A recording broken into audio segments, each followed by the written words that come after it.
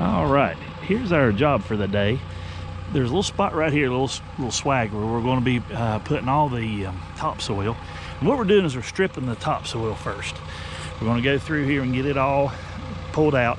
These big poplars back here, you can see they all need to come down. That's kind of where the house, you can see where the flags are back there in the woods. That's where the house is going to be, and it's going to be a modular, so we have to build a crane pad, and it's going to set right in here. So we want to have all this out, and we want to strip topsoil first before we start dropping all those trees and putting branches down on top of the grass, and they get smashed down in the grass, and the grass gets twisted around with the machines and grabbed with the excavator bucket when we're stacking things.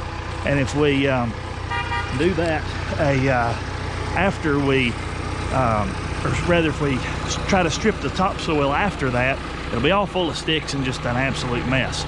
So what we're going to do is do that first and get it placed out of the way so we don't have to worry about it, and then we have this good mineral soil here to work with. Now the second thing is we've got to get all this out of the way, because we don't want to be trying to build a pad on top of a lot of organic matter. If we got a bunch of sticks and other junk in there, then it's going to settle on us and it doesn't compact well. So that's kind of what we're doing this morning, first thing. So we'll get this topsoil out, then we'll start pushing these trees out and getting the house site prepped and ready to go.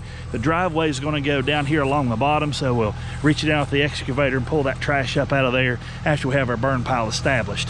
Now, I want to talk to you real quick about our push lanes here. We've got 3 of them started, and I kind of wanted to show you that after we, or get them started before I brought you on here. You can see we've got 3 lanes going right down through there, and a purpose for that is we can carry material better if we have these berms on each side. If we don't have the berms on the side, we're just pushing.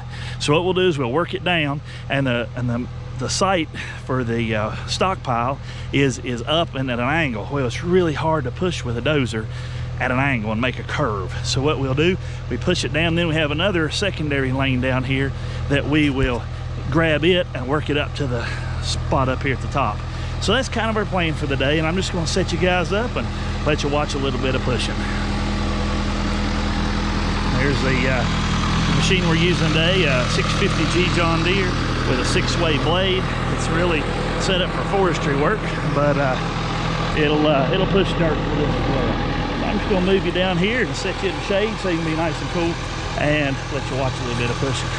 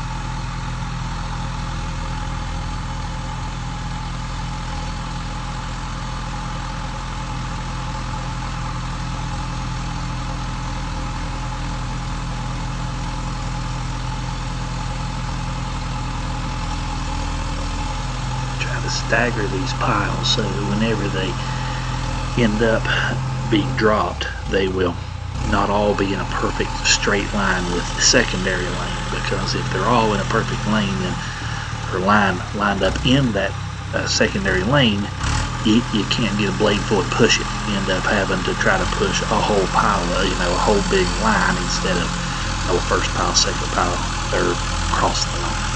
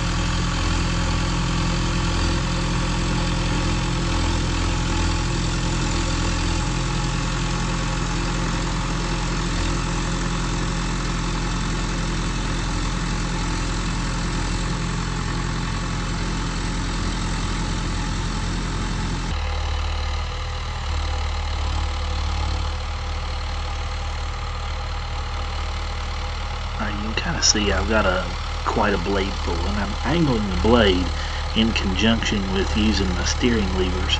That way it'll help me steer this tractor and get it pushed in a little better line. And these older machines don't have the hydro where both tracks are under power when you steer just a slower rate. When you pull the lever, it disengages the steering clutch first. Second function is it pulls on the brake itself. So on this hill, you don't have to pull it far enough to engage the brake. You just have to get the steering clutch released. So if I angle my blade, it helps make the machine turn. Alright, now I'm kind of clearing out the last bit of the pad here. I'm pushing out the push lanes and getting them all carried down to the bottom and working them up to the stockpile. That way that this pad will be nice and clean, and the next step will be rolling in and removing the trees. So you'll see using the blade at a slight angle down here, as well as starting on the top, letting gravity kind of work it all down to the bottom. That way I don't have a ton of material falling out the upper side.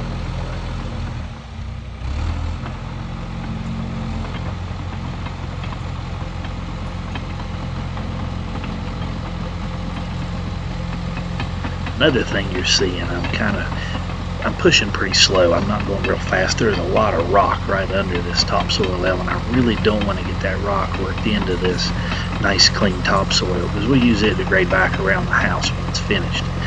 You also see that I'm pushing again slowed forward gear, and in reverse I'm kind of picking it up to second gear and backing up with the throttle, with the decelerator pedal actually pushed down. And that will help it increase a little speed on the tracks, but not be revving like crazy. And on a Dozer undercarriage, you'll notice that again I'm not flying back. It's got a 4-speed transmission, frontwards and reverse. And if you end up hitting these speeds or great speeds and backing up, it really accelerates your undercarriage wear. And again, this older machine, I'm trying to keep it alive as long as I can without having to throw a new undercarriage at it anytime soon.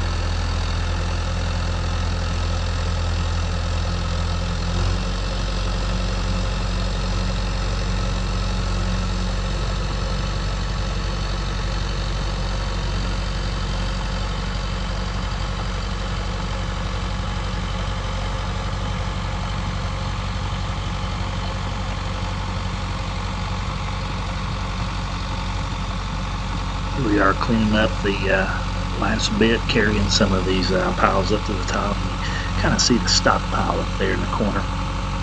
Now, I'm not sure if it shows, but I'll end up building a little plateau up on there so that I can get this material to fall off the blade. So I'll push it up an incline, flatten out a spot, shake my blade when the tracks are set a little more flat. Pushing uphill to an uphill stockpile is not the best situation, but it's what we've got in this tight location. So that's our plan. And again, this build a little plateau up there on it to set the tracks a little more flat will help that material fall off the blade.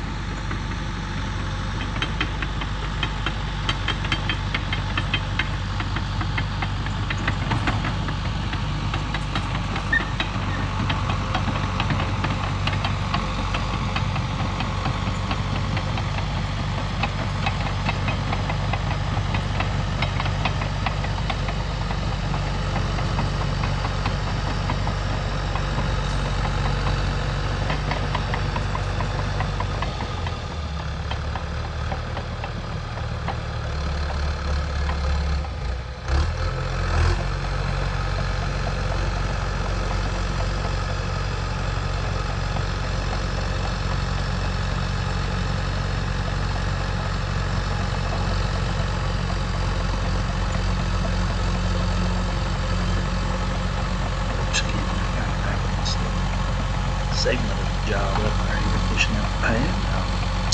Be sure to join us again in future parts of it. We'll be pushing some of the bigger trees out with the dozer.